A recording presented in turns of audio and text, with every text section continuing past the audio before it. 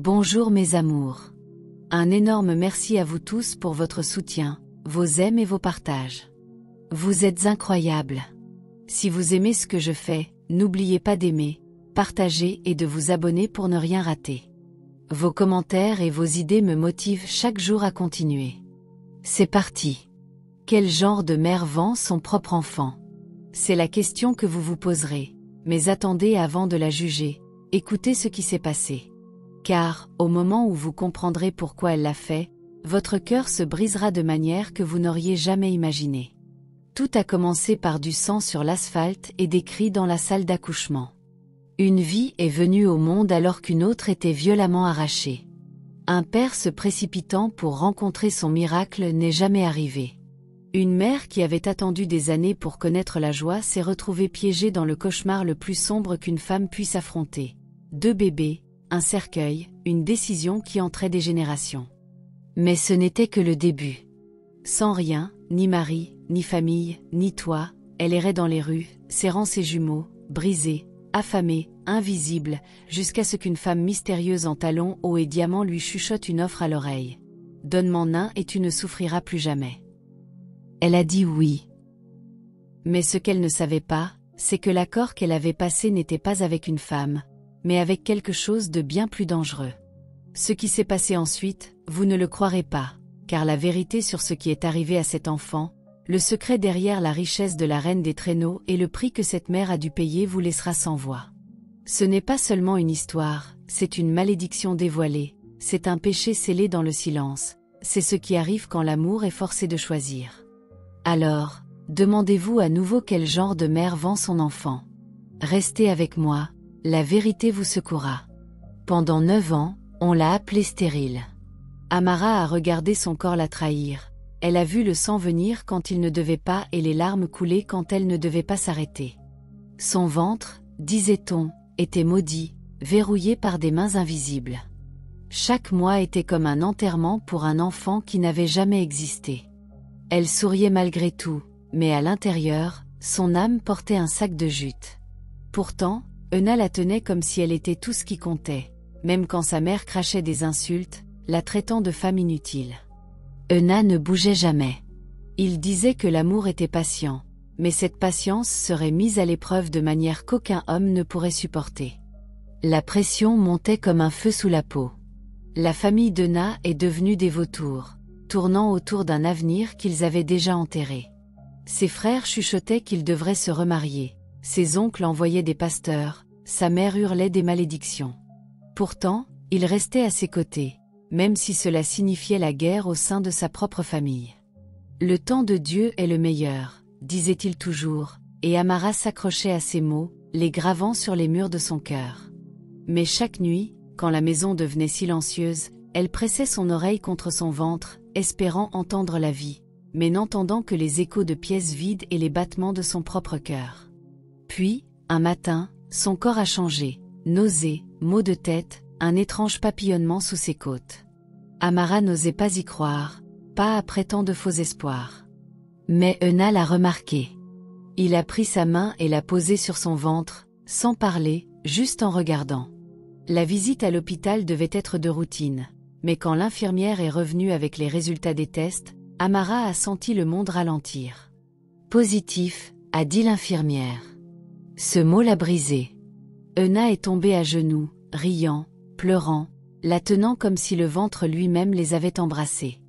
La malédiction, semblait-il, avait été levée. Mais les malédictions ne se lèvent pas, elles changent de forme. Le jour où les jumeaux sont nés, les nuages sont devenus noirs. Amara était en travail depuis l'aube, hurlant de douleur, menaçant de déchirer son âme de sa colonne vertébrale. Euna n'était pas là. Il était sorti précipitamment des heures plus tôt, disant qu'il voulait apporter de la nourriture, des fleurs et le prêtre, mais le temps passait et l'infirmière a chuchoté « Pousse ». Son corps a obéi, même si son esprit hurlait pour Euna. 2 cris ont percé l'air, 2 garçons sacrés et jumeaux, le miracle qu'ils avaient tant imploré.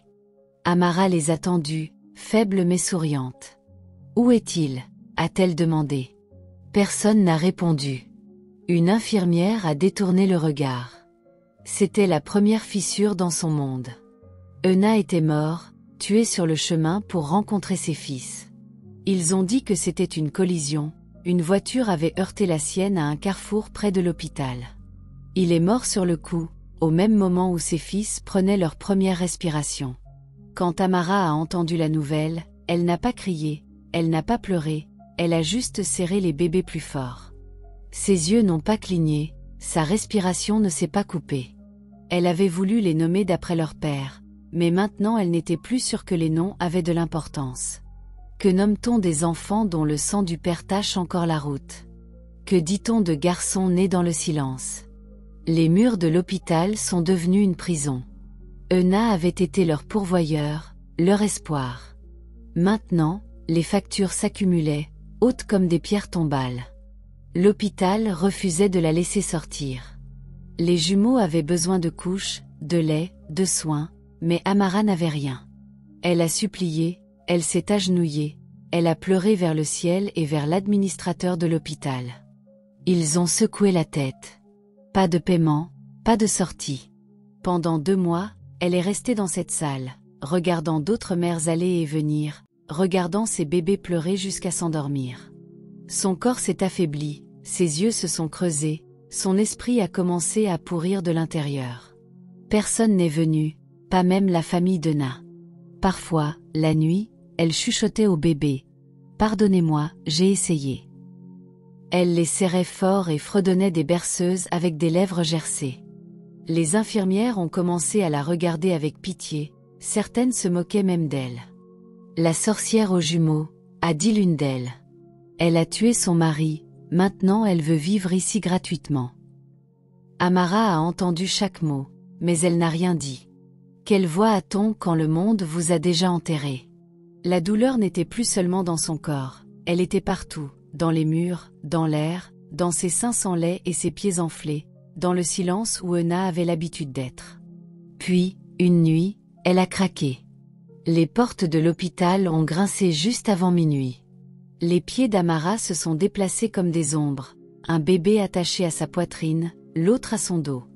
Elle s'est glissée dans la ruelle comme un murmure, fuyant la mort derrière elle. Les infirmières dormaient, devant elle, une tempête attendait. La pluie a giflé son visage, mais elle n'a pas bronché. Ses jambes tremblaient de faiblesse, elle n'avait pas mangé depuis 2 jours. Mais la peur peut nourrir une mère plus que la nourriture, et elle craignait ce qui arriverait si elle restait. Personne n'est venu pour elle, pas un seul ami, pas même la famille. Elle était déjà oubliée. Quand elle a atteint le complexe qu'elle appelait autrefois sa maison, il était silencieux. Les portes étaient enchaînées, son nom avait été peint en rouge sur le mur comme un avertissement, « Sorcière ». Elle s'est approchée et a vu ses affaires jetées dans le caniveau, des vêtements trempés, des cadres photos brisés, des cadeaux pour bébés écrasés comme des déchets. Sa robe de mariée pendait à la fenêtre comme un fantôme, se moquant d'elle. Elle s'est penchée et a ramassé la photo d'Euna, son visage fissuré, son sourire effacé. Derrière elle, quelqu'un a sifflé, par avant que quelque chose de pire n'arrive. Elle s'est retournée, mais il n'y avait personne, seulement des murmures portés par le vent. Un voisin lui a dit plus tard, dans un murmure plein de pitié. « Ta belle-mère a dit que les jumeaux viennent de la rivière, que tu as utilisé Euna pour un rituel. » Elle a dit « Tu portes des esprits, pas des fils. » Les mots lui ont transpercé la poitrine, ses genoux ont fléchi, mais elle n'est pas tombée. Elle ne pouvait pas, les jumeaux étaient toujours attachés à elle. Elle s'est assise sur le trottoir, les larmes se mêlant à la pluie. Ses bébés se sont agités, leurs cris étaient faibles. Elle a ouvert son pagne et les a tenus contre sa peau, espérant que sa chaleur calmerait leur faim. Mais quelle chaleur reste-t-il à une veuve dans la nuit froide? Nuit après nuit, Amara a erré dans les rues sans endroit où aller. Chaque coin de magasin, chaque étal abandonné est devenu son abri temporaire.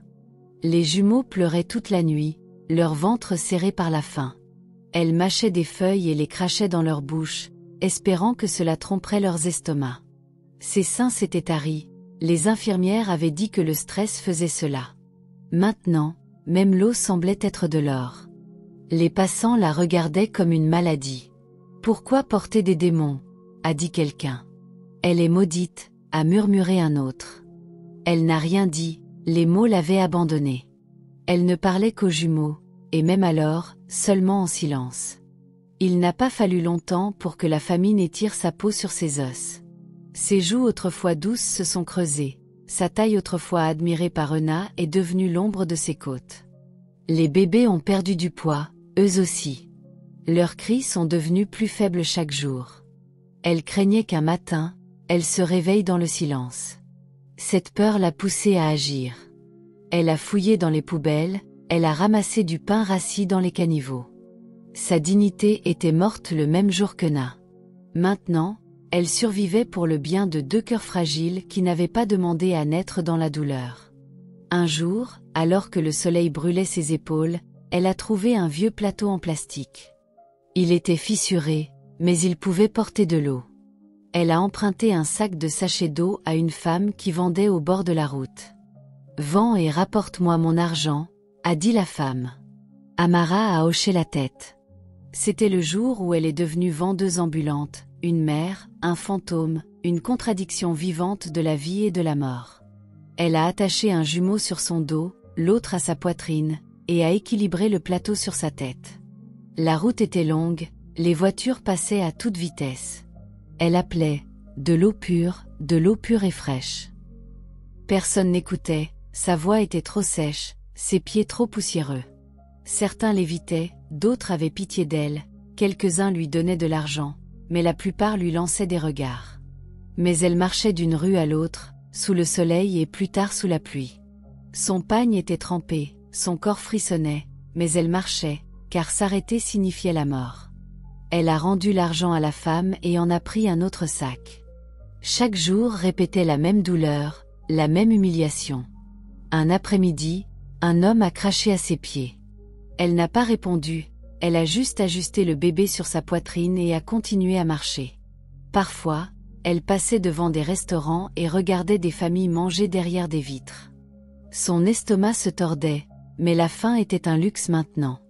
Elle n'avait pas de temps pour cela. Ses journées se confondaient les unes avec les autres, la douleur devenait routine.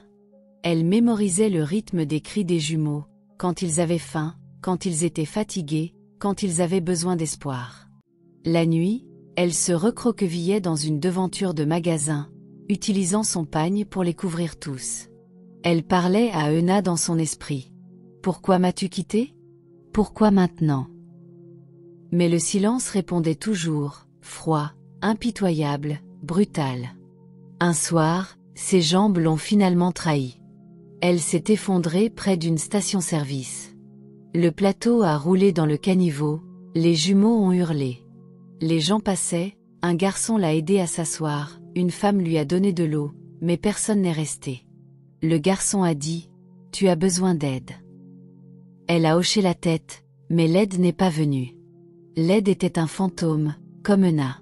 Pourtant, elle s'est levée et a réessayé, le lendemain et le suivant, car les mères n'abandonnent pas, même quand leurs cœurs ont cessé de battre, même quand leurs âmes n'ont plus rien à donner. Elles continuent jusqu'à ce que quelque chose ou quelqu'un les arrête. Car quand le diable se présente en talons hauts, il n'apporte pas le feu, il apporte des choix. Et celui-ci est venu avec un prix qu'aucune mère ne devrait jamais payer. La voiture s'est arrêtée comme si elle l'observait depuis des jours. Amara est restée figée, un pied dans un caniveau boueux, son plateau renversé. La vitre s'est baissée avec un ronronnement coûteux, et le parfum s'est répandu comme de l'encens. Derrière des lunettes de soleil sombre se trouvait une femme dont l'aura faisait trembler le silence. Sa peau brillait, ses cils scintillaient comme des lames peintes. Elle n'a pas demandé le nom d'Amara, elle a juste dit « Tu as besoin d'aide ». Amara, faible et confuse, a hoché la tête comme un enfant incertain de la réalité. Les yeux de la reine des traîneaux ont scruté d'abord son visage, puis les jumeaux, et ensuite est venu un sourire avec des dents. Elle a dit au chauffeur d'attendre et est sortie de la voiture.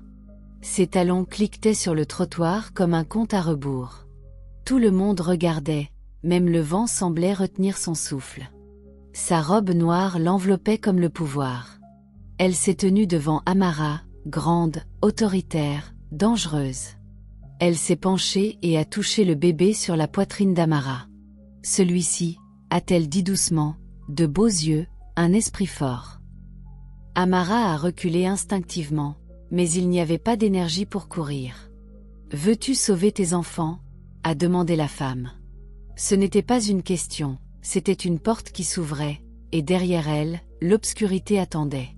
Elles se sont assises à l'arrière de la voiture, la climatisation faisant frissonner Amara. Elle serrait les bébés comme si quelqu'un pouvait les lui arracher. La reine des traîneaux n'a pas précipité les choses.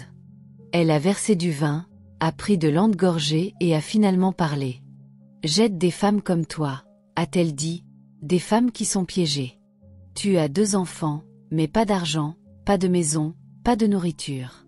Si rien ne change, ils mourront, vous mourrez tous. Les mots ont coupé comme la vérité. Amara a regardé les garçons, ils dormaient, inconscients de la tempête qui se déchaînait au-dessus de leur tête. Elle a hoché la tête lentement, le cœur battant. Quel genre d'aide, a-t-elle murmuré. Le visage de la reine des traîneaux a changé, la gentillesse est tombée comme du maquillage sous la pluie. Elle a posé son verre de vin et a dit « Je prendrai un enfant, je l'élèverai, je le nourrirai, je l'éduquerai. Il ne manquera de rien.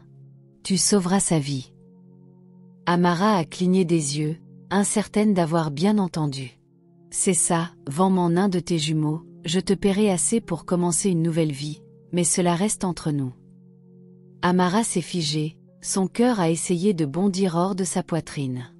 Si quelqu'un entend parler de cela, a poursuivi la reine des traîneaux, sa voix soudainement tranchante, tu disparaîtras. Personne ne te trouvera, ni eux. Elle a souri à nouveau. Amara ne pouvait pas parler, son corps tremblait, l'air dans la voiture s'épaississait, le moteur ronronnait comme un avertissement. Le bébé s'est agité, sa gorge s'est serrée. L'idée de les séparer, de choisir d'en garder un et de perdre l'autre, était de la folie, mais la famine aussi, tout comme la mort dans le caniveau. Elle fixait ses enfants, ils se ressemblaient. Mais comment choisir celui qui vivra comme un roi et celui qui restera avec une mère trop brisée pour les protéger? Son âme a reculé. Est-ce ainsi que le mal commence, avec un amour désespéré?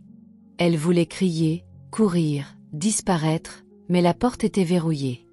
Elle a demandé du temps à la reine des traîneaux, la femme a accepté, mais avec un avertissement glaçant, 1 semaine, c'est tout. Après cela, plus de marché. La voiture est partie, laissant Amara dans la poussière et le silence. Elle a regardé ses enfants, l'un bâillait, l'autre dormait. Lequel, pensait-elle, ses mains tremblaient violemment. Quel genre de mère suis-je? Mais la réponse était déjà en elle, une mère sans bonnes options. Cette nuit-là, elle n'a pas dormi.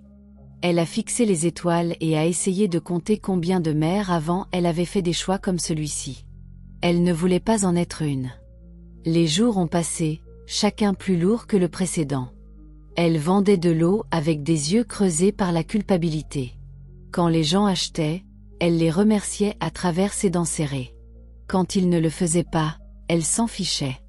Son cœur était ailleurs, en guerre avec lui-même. Elle nourrissait les garçons avec de l'argent emprunté, les regardait dormir et se demandait quel visage elle pourrait vivre sans. Parfois, elle imaginait en donner un et utiliser l'argent pour s'occuper de l'autre, mais ensuite elle imaginait l'autre pleurer dans une maison inconnue, ou pire, ne plus jamais pleurer. Elle a commencé à redouter l'aube, à redouter les choix, à se redouter elle-même. Elle marchait jusqu'aux églises et s'asseyait à l'arrière, effrayée de parler au pasteur, effrayée que ses pensées prennent feu sur un sol sacré. Elle priait les yeux grands ouverts, ne faisant plus confiance au ciel pour écouter. Son esprit se tordait, son corps s'affaiblissait. Elle a arrêté de manger, tout ce qu'elle pouvait voir, c'était 2 chemins, vendre un enfant et vivre, ou les garder tous les 2 et mourir lentement. Son reflet dans les vitrines des magasins montrait une femme qu'elle ne reconnaissait pas, les yeux noircis par les nuits sans sommeil, les lèvres gercées par trop de mensonges murmurés à son cœur. Elle se disait que c'était pour la survie, mais la survie commençait à ressembler à une trahison. La 6e nuit, elle a tenu les jumeaux et les a regardés pendant des heures. Il la regardait en gazouillant, comme si rien n'allait mal, comme si leur vie n'était pas suspendue à un fil. Elle leur a chanté une berceuse que sa mère lui chantait avant de mourir, et pendant qu'elle chantait, des larmes ont trempé son chemisier. pardonnez-moi, a-t-elle murmuré, s'il vous plaît, pardonnez-moi. Son cœur était lourd de quelque chose de pire que la culpabilité, le sentiment que ce choix pourrait devenir son héritage, que peu importe quel garçon elle donnerait, elle passerait le reste de sa vie hantée par les yeux de l'autre. Le lendemain matin, elle se tenait devant le manoir de la Reine des Traîneaux. La porte était en or, les murs hauts. Elle était venue pour choisir, pour faire l'impensable, mais au fond d'elle, un cri grandissait. Quelque chose dans son esprit résistait, griffait ses côtes, la suppliait de ne pas le faire. Mais la faim fait de nous des démons, et parfois l'amour porte le visage de la trahison. Elle ne voulait pas être une méchante, mais les héros n'élèvent pas des bébés le ventre vide, les héros ne dorment pas sous la pluie avec des fils mourants. Et juste au moment où elle allait frapper, la porte s'est ouverte. Elle ne le savait pas encore, mais ce qui l'attendait à l'intérieur était bien plus sinistre que ce qu'elle avait imaginé, et cet accord lui coûterait plus qu'un seul enfant. Ses jambes étaient comme du plomb, un jumeau dormait sur son dos, l'autre était blotti contre sa poitrine, tous deux innocents, inconscients que le monde était sur le point de les séparer. La Reine des Traîneaux se tenait à la porte dans un peignoir en velours, fumant une cigarette fine. « Es-tu prête ?» a-t-elle demandé froidement. Amara n'a pas répondu, son silence était une réponse. Ses mains tremblaient alors qu'elle entrait dans la propriété. Derrière elle, la porte s'est refermée en grinçant comme le couvercle d'un cercueil. La nuit les a engloutis tout entiers. Le salon sentait les roses et autre chose, quelque chose de métallique, d'inconnu. Les murs étaient blancs, mais le silence était rouge sang. Amara était assise, raide, sur un canapé qui coûtait plus que toute sa vie. La Reine des Traîneaux a versé du vin et a sorti une valise. Elle s'est ouverte avec un clic, des liasses de billets soigneusement empilés la regardaient comme des yeux sans âme. « Choisis-en un », a dit la femme, sirotant lentement. Amara a hésité, puis, avec un cœur engourdi et des mains tremblantes, elle a tendu la main vers le bébé sur son dos. Sa poitrine hurlait en silence, mais ses lèvres restaient fermées. L'échange allait avoir lieu. La Reine des Traîneaux a pris l'enfant comme quelqu'un recevant un colis, pas une personne. Elle l'a inspecté, son visage indéchiffrable. « Magnifique », a-t-elle dit, presque distraitement.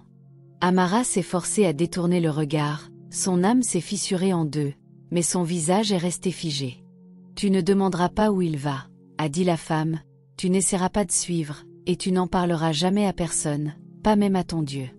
Tu comprends ?» Amara a hoché la tête.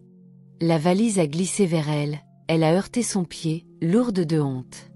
La femme a souri à nouveau, cette fois avec de la faim dans les yeux. « Félicitations, tu es maintenant libre, mais la liberté est venue avec des fantômes. » Cette nuit-là, Amara était assise dans un motel de ruelle, qu'elle avait payé en liquide.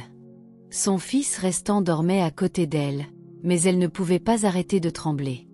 La valise était dans le coin comme un monstre avec un battement de cœur.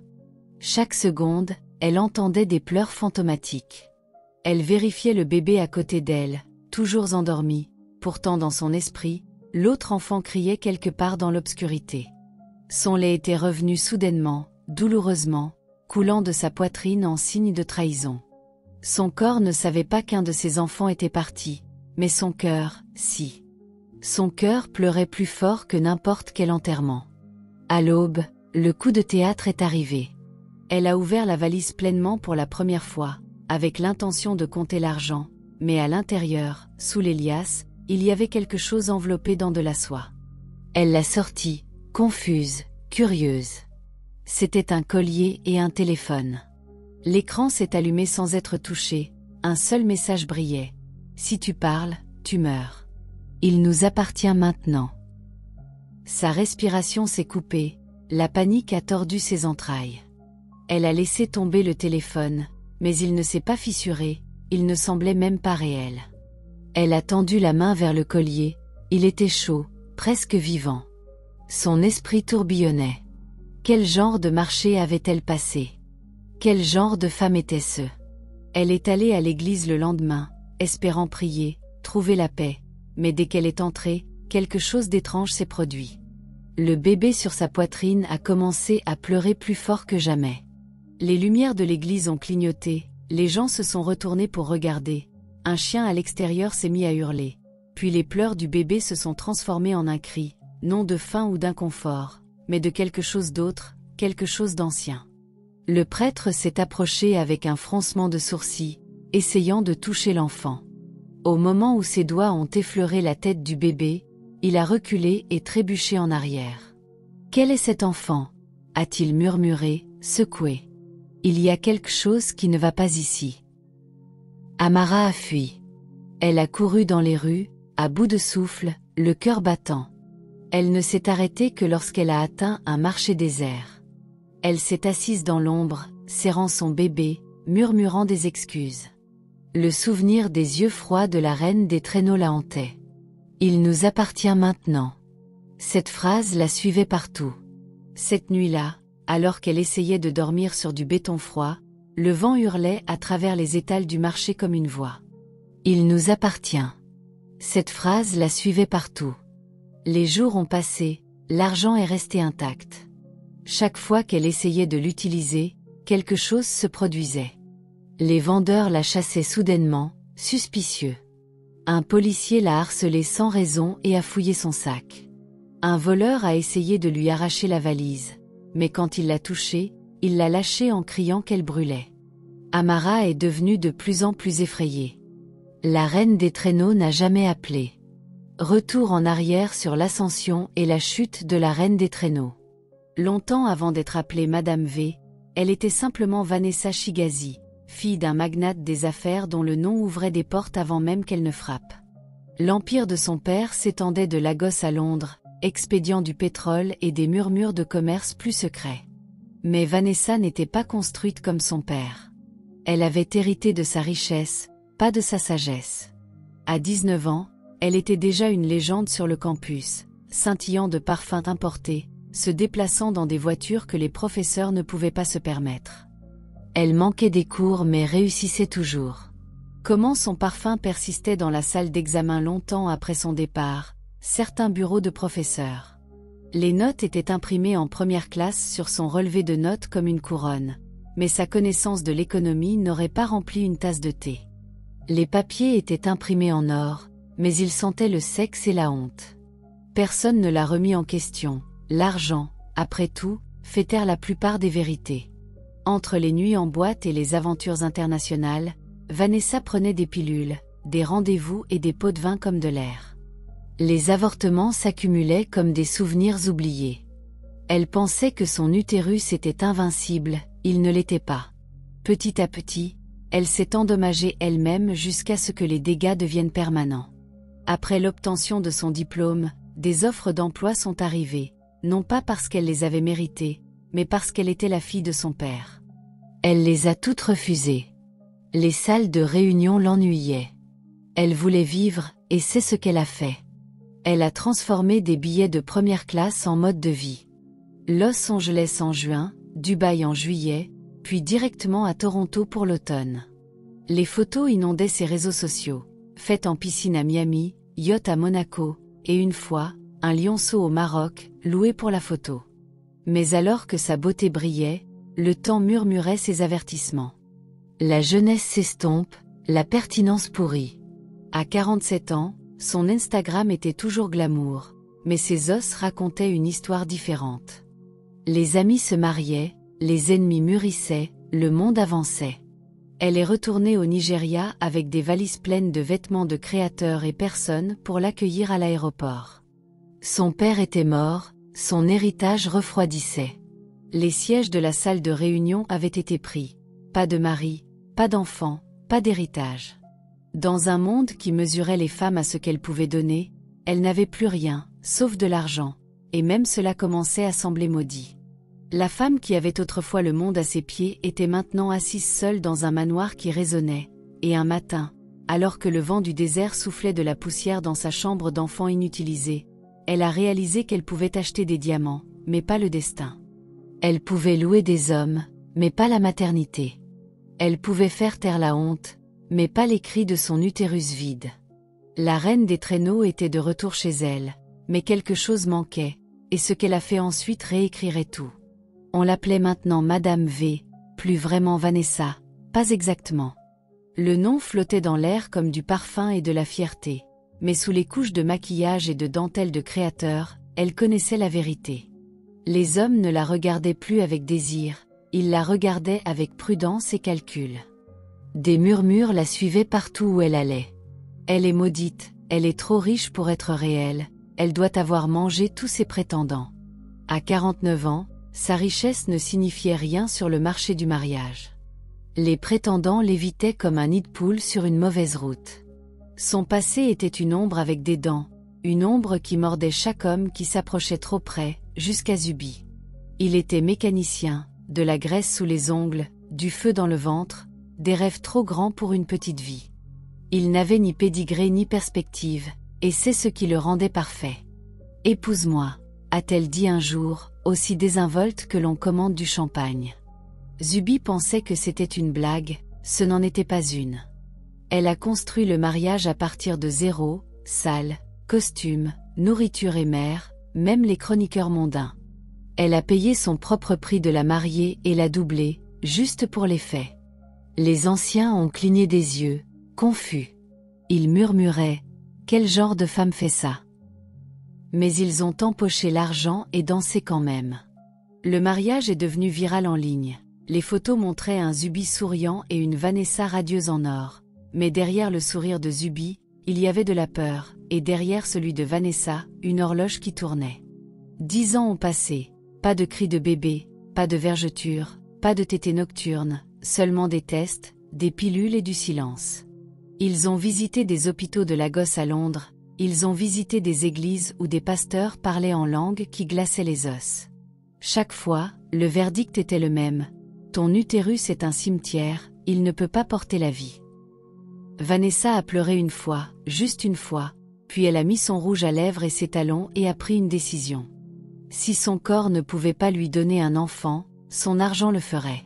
Elle a fait passer le mot dans les bidonvilles, les villages, les marchés de Lagos, et un jour, le bon murmure l'a trouvée. Une mère désespérée, des jumeaux, pas de mari, pas d'espoir, une âme si brisée qu'elle échangerait un enfant contre la survie. Vanessa n'a pas bronché. Elle portait un peignoir en velours cette nuit-là. Elle a allumé une cigarette avec des mains qui ne tremblaient pas. Elle a regardé Amara entrer dans son manoir, un bébé attaché à son dos, l'autre pressé contre sa poitrine. Elle a choisi celui sur le dos, le calme, Paul. Une transaction, pas une naissance, pas de question, pas de destin, pas de retour en arrière. Quand elle a tenu le garçon pour la première fois, quelque chose en elle a bougé, non pas l'instinct maternel, mais quelque chose de plus froid, la possession. Elle avait acheté un fils, elle avait réécrit le destin, et quelque part, sous les sols en marbre de son manoir, les murs ont frissonné, car Paul n'était pas un enfant ordinaire, et le destin n'aime pas être acheté. Vanessa l'a renommé Paul, court, simple, biblique. C'était le nom des rois et des apôtres, ce n'était pas son vrai nom, mais cela n'avait pas d'importance. Dans son monde, la vérité pouvait être achetée, effacée et réécrite comme du maquillage sur un visage vieillissant.